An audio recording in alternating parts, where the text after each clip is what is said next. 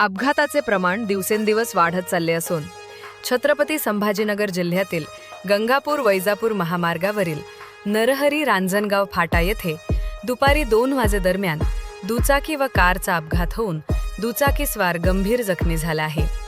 वाहन क्रमांक 25 BH5 291R व मोटरसायकल क्रमांक MH 20GJ 9919 कार व दुचाकीचा अपघात झाला असून दुचाकीस्वार गंभीर जखमी झाला आहे.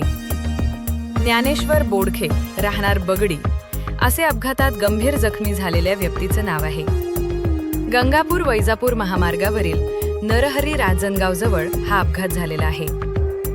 सोमवारी रोजी दुपारी 2 वाजेदरम्यान अपघात झाला असून जखमी ज्ञानेश्वर बोडखे यांना रुग्णवाहिकेद्वारे घाटी रुग्णालय छत्रपती संभाजीनगर येथे हलवण्यात आले आहे.